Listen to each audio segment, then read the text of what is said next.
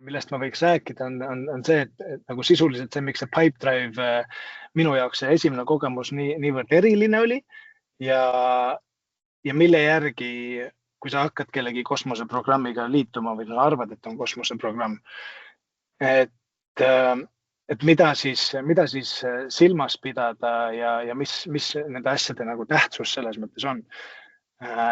Et kui sa hakkad endale tööandjat valima, siis mis mina olen märganud väga heade organisatsioonide puhul, on see, et nad pööravad väga suurt rõhku sellele, et missugused on nende töötajate isikuomadused. Eks ju, sellepärast, et kui sa mõtled isikuomaduste ja oskuste peale, siis oskusi saab omandada. Isikuomadused sageli on sellised, nagu nad on. Neid on palju keerulisem ümber kujundada kui oskusi. Seega headel ettevõtetel on sageli pikad ja põhjalikud värbamis nagu sellised protsessid, et sa räägid mitme inimesega ja võib-olla lisaks sellele mingisugusele koduülesandele või kirjalikule tööle või avaldusele, eks ju, et see on kõik selleks, et leida inimesed, kes omavahel kokku sobivad. Ma ei ütle, et nad peavad kõik ühesugused olema. Kindlasti Pipedrive'is ei olnud kõik ühesugused, aga mõte oli selles, et leida inimesed, kes kõigi oma erisuste ja iseäradega suudavad koos töötada. Et see on üks selline aspekt, mida hea organisatsiooni puhul kindlasti nagu märgata ja mõelda sellele, eks ju, et kas ma klapin selle organisatsiooni mentaliteediga. Ma võin siin paralleeli tuua, näiteks legendaarne tehnoloogia maailmas on ju muidugi Amazon, eks ju, kus on see ootus täpselt teistsugune võrreldes Pipedrive'iga, kus oodati inimesi, kes tahavad teistega koostööd teha ja nagu sellisel põhimõttel töötada, eks ju, versus siis see Amazon, kuhu oodatakse tohutult ambitsioonikaid ja selliseid nagu intensiivseid inimesi, kus siis tõde ja edu saabub sellest, et neil on nagu selline konflikt, eks ju, ja nad ehitavad selle pealt edasi. Et vaata lihtsalt, et see sobiks sulle, ma arvan, et siin ei ole ka ühte tõde kindlasti.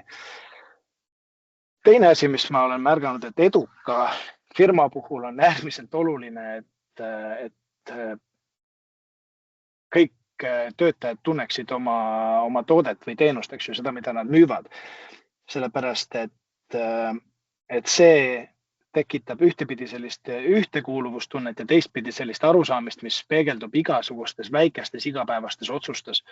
Et kui sa suurt pilti ei näe, kui sa mõtled, et sa teed ainult oma juppi või, eks ju, siis see lõpuks tekitab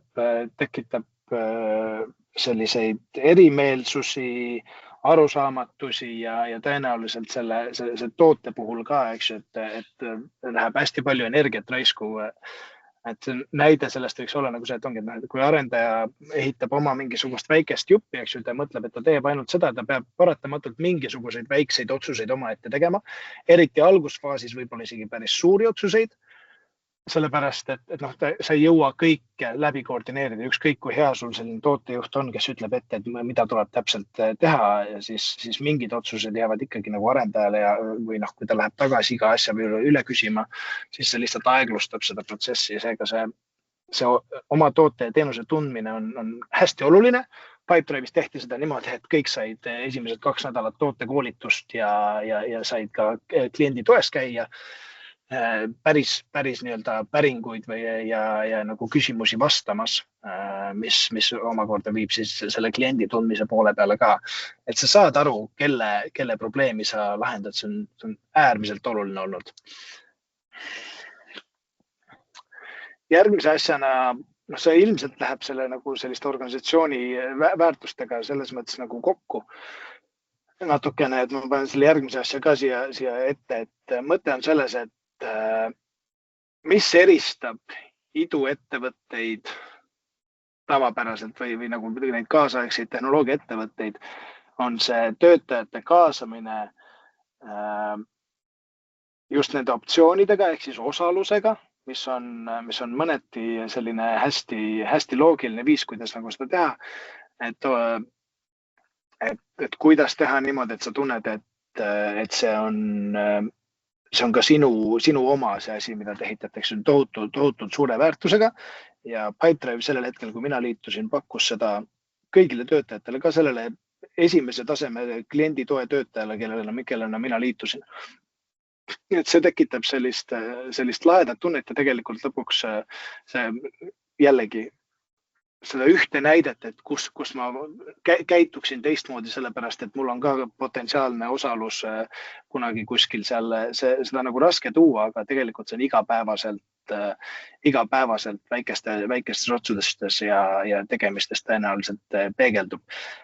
Olulisem osa jällegi selle tööandja valiku juures minu arust tegelikult on see arengu küsimus, et kas sa näed, et sul on seal võimalik edasi liikuda ja ma ütlen, nagu ma ütlesin, ma liitusin klienditoega, seal tuli mingil hetkel vabanes selline positsioon, et kus sai tegeleda selle rakenduse tõlkimisega erinevates suundades, tuli välja, et mul oli tõlkimise taust, sain kohe selle ära kasutada.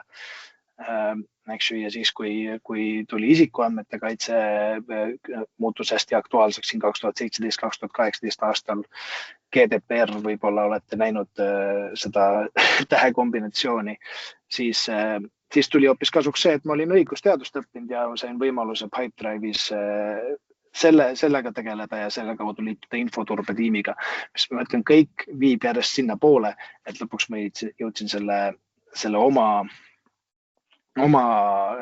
ettevõtte loomiseni.